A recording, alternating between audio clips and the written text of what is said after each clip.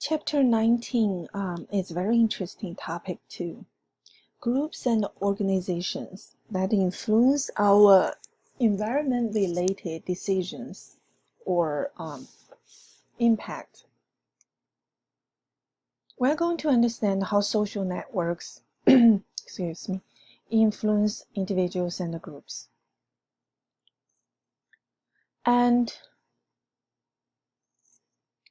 in the past chapter, which is chapter 18, we are talking about individual changes, how we change people's thinking and decision-making process. We know that it's very difficult to make people to change the way they think, right? They're thinking.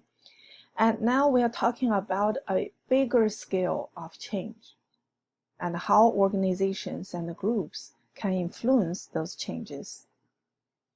Many ideas are more easily changed by aiming at a group than aiming at an individual. And we have a little bit understanding about that, right? People have this tendency of social acceptance. So if you can influence big organizations, groups, and you have more powerful influence. And one story is Viktor Stalin. And this guy is a Czech immigrant. In 1960, he has no experience in biology, politics, and conservation work. He just read a newspaper. And the title, Where the Wildlife Goes, that kind of caught his attention. So he started to reach out to more powerful people in academia and in the society.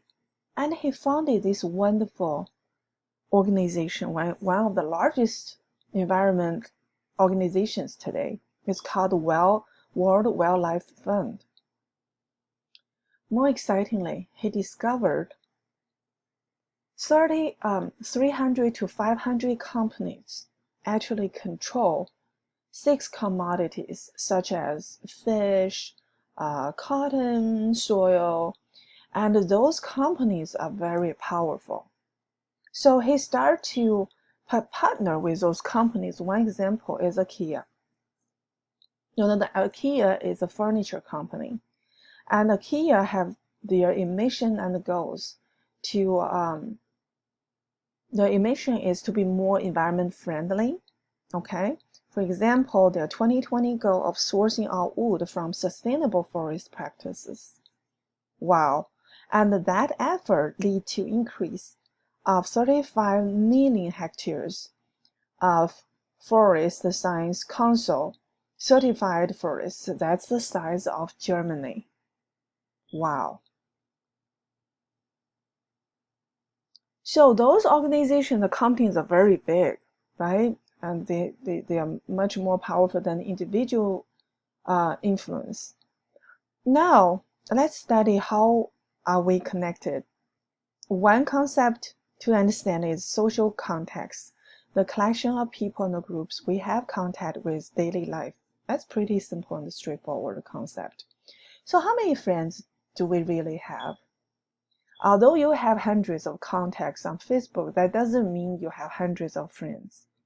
And research proved again and again, we only have close friends about 6 and dependable about 4.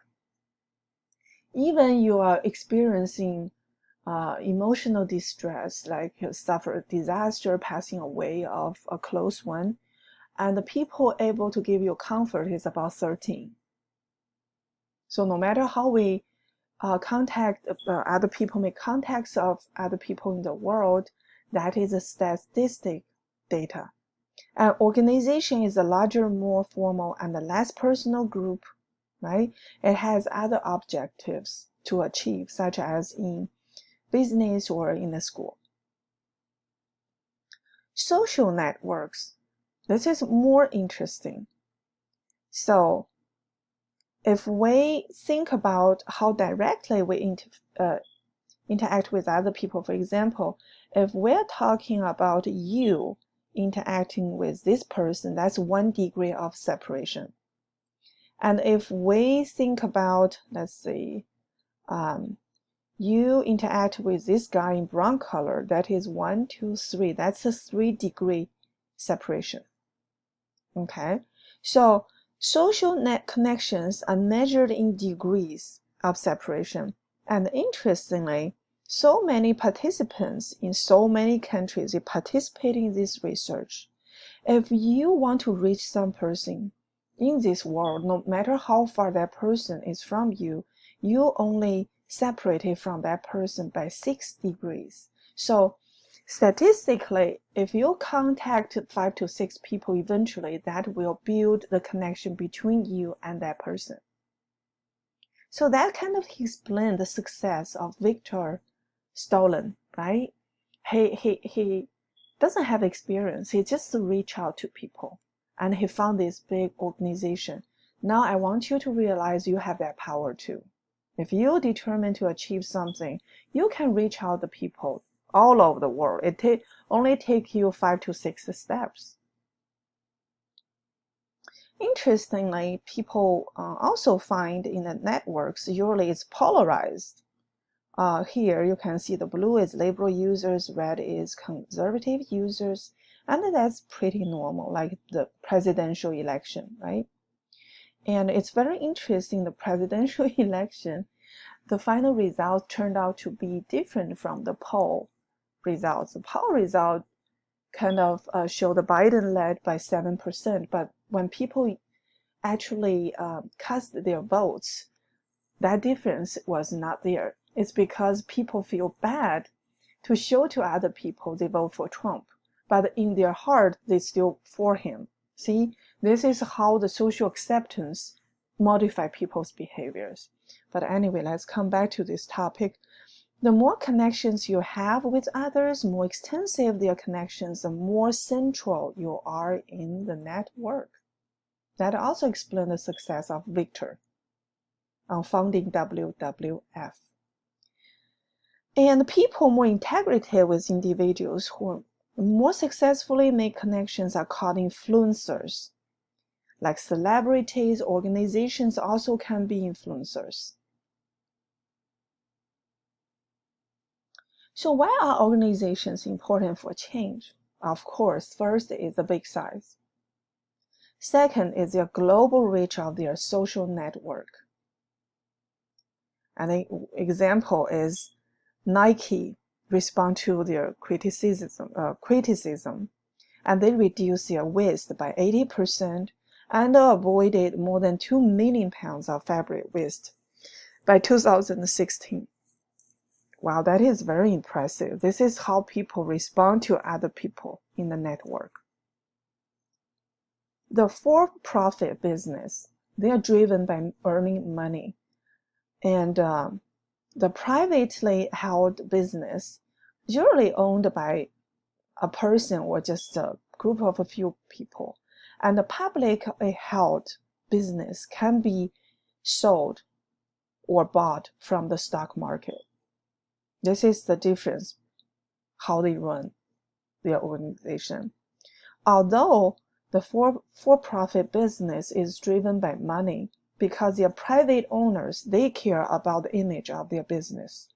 And sometimes they make more ambitious change about their whole practice. One example is Global Impact Investing Network. And that is, they put emphasis on the companies to adopt corporate social responsibility as a goal. And one negative example is some companies would just say they aim at saving wildlife, but they end up like doing nothing. Or the McDonald's in France, right? They said they even changed their logo from the yellow to green, but actually they did not do anything about their environmental regulation. So that's called the greenwashing. And I really like the triple bottom line accounting. That's approach used by for-profit business that incorporates accounting methods that value social and environmental concerns as well as profits. So they advocate for 3P principle: people, planet, and profit. And the belief is that all three metrics should be priorities. It's not like one is more important than the other, right?